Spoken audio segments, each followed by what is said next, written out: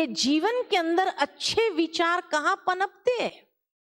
अगर मन का पात्र गंदा होगा तो उसमें अच्छे विचार की खुराक प्राप्त नहीं होगी, हेल्दी नरिशमेंट हमें नहीं मिलेगा। और इसीलिए कभी कभी मन सफोकेट होता है, इसीलिए फ्रस्ट्रेशन में आते हैं। तो मन का पात्र जितना शुद्ध और साफ होता है उतना ही अच्छे विचार वहां पनपने शुरू होते हैं। और अच्छे विचार जब पनपते हैं तो कृपा वृष्टि ऊपर वाले की स्वतः होने लगती है।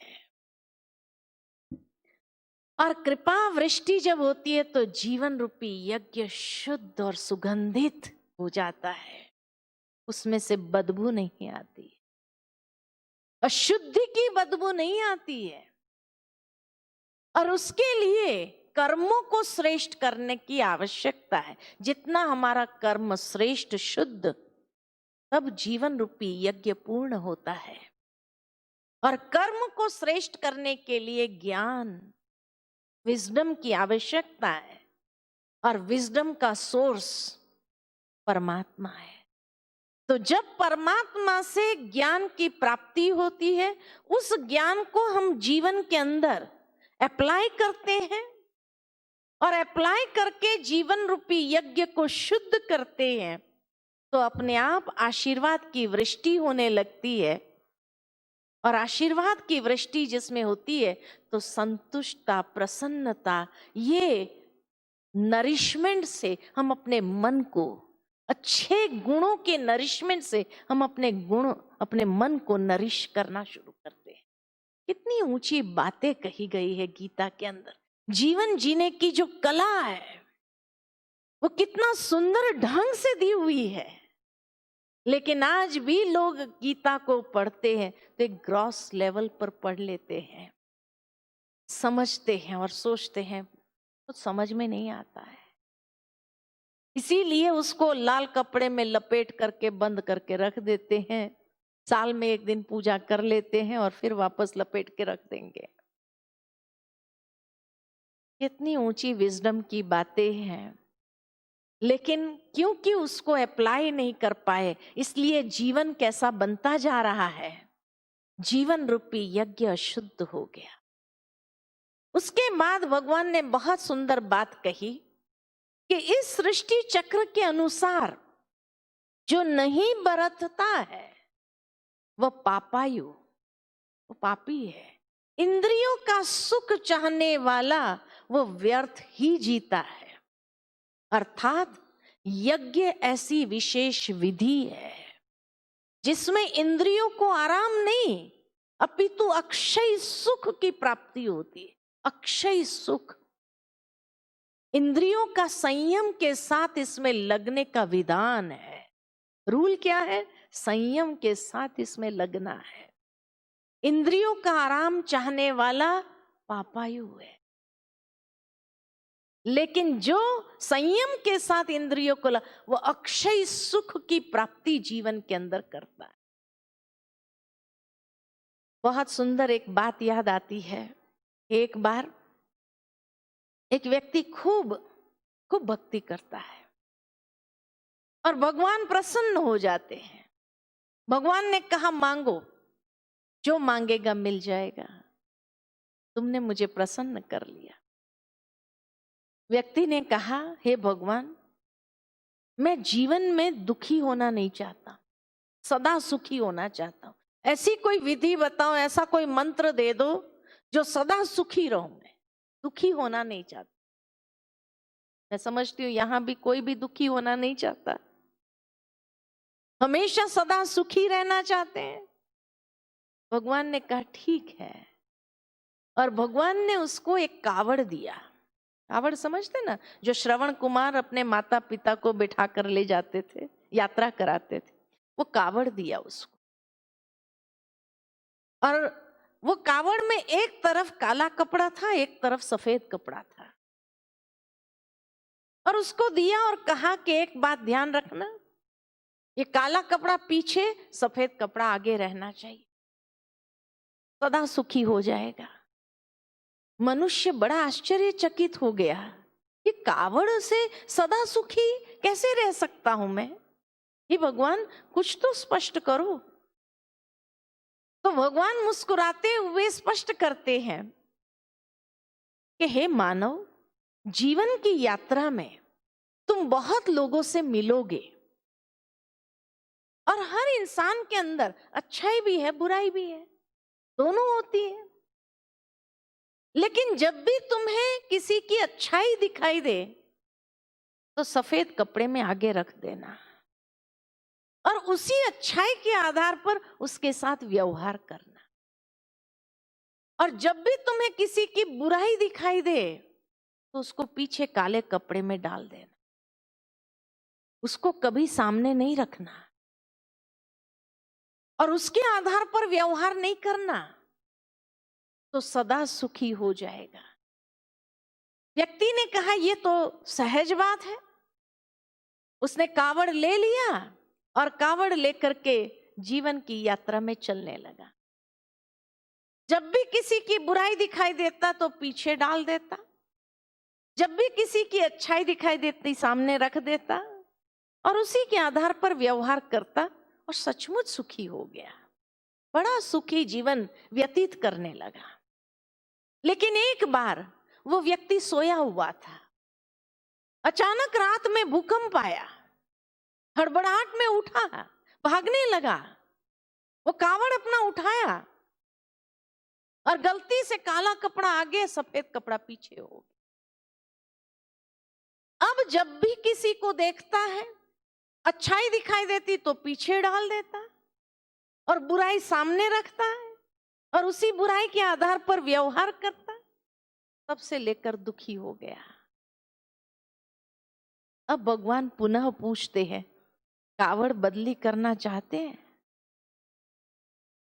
सदा सुखी होना चाहते हैं? तो ये कावड़ बदली करो, सफेद कपड़ा आगे, काला कपड़ा पीछे। जब भी किसी की बुराई दिखाई दे पीछे डाल दो, अच्छाई दिखाई दे सामने रखो।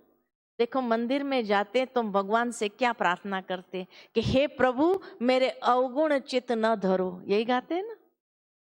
आज भगवान हमें कहते हैं कि हे बंदे, तू भी किसी के अवगुण चित्त न धर और चित्त धर्म करके उसके साथ वो व्यवहार न कर, तो सदा सुखी हो जाएगा। क्या होना चाहते? सदा सुखी होना चाहते हैं, अक्षय सुख की प्राप्ति करना चाहते हैं।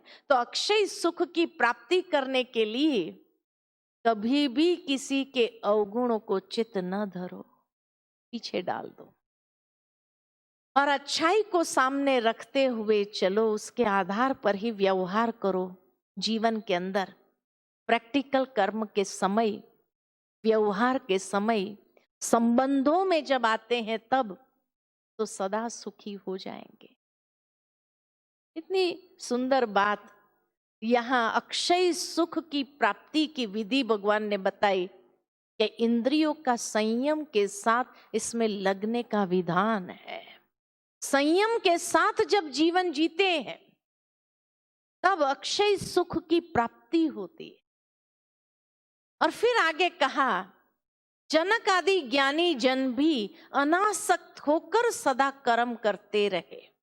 यहां जनक माना सीता के पिता जनक की बात नहीं कही गई है, लेकिन जनक माना जन्मदाता। जन्मदाता जो हमारे स्वरूप को जन्म देते, एक दिव्य स्वरूप को जन्म देते, जो हमारे स्वरूप को निखारता है, उसको जनक कहा। और यहां जनक कौन है? तो योग ही जनक है। योग ही जनक है, क्योंकि योग का अभ्यास करके हम अपने दिव्य स्वरूप को पुनः निखारते हैं। और योग से संयुक्त प्रत्येक महापुरुष जनक हो जाता है, क्योंकि वो वही विधि बताते हैं कि योग के द्वारा अपने स्वरूप को कैसे निखार सकते हैं। कर्मों के द्वारा ही परम सिद्धि को प्राप्त कर सकते हैं। श्रेष्ठ पुरुष जो आचरण करता है, संसार उसका अनुसरण करता है, संसार उसको फॉलो करता है। इसीलिए ऐसे महापुरुषों के ऊपर बहुत बड़ी रिस्पॉन्सिबिलिटी हो जाती है कि वो अपने कर्म के ऊपर कितना अटेंशन दे, क्योंकि सारी दुनिया उसको देख रही है और उससे प्रेरित होकर के अपने जीवन के अंदर वो कर्म का आचरण करते हैं। और योग जो हमारे स्वरूप को एक दिव्य निखार देता है, तो योगी बनने की प्रेरणा भगवान अर्जुन को देते हैं और साथ में ये शिक्षा देते कि हे अर्जुन, अंतर आत्मा में चित्त का निरोध करके ध्यानस्थ होकर कर्मों को मुझ में अर्पण करके आशा, ममता और संताप रहित होकर युद्ध कर। आशा, ममता और संताप, स्ट्रेस फ्री होकर जीवन का संघर्ष करो, युद्ध कर। कई बार कई लोग हमसे पूछते हैं, फिर भगवान ने बार बार ये युद्ध शब्द क्यों कहा? जीवन का संघर्ष डायरेक्ट ही कह लेते थे, युद्ध कर युद्ध कर, तो जरूर लोगों के अंदर मिसअंडरस्टैंडिंग तो क्रिएट होगी। ऐसा क्यों भगवान ने कहा? जीवन का संघर्ष कर, ये क्यों नहीं कहा?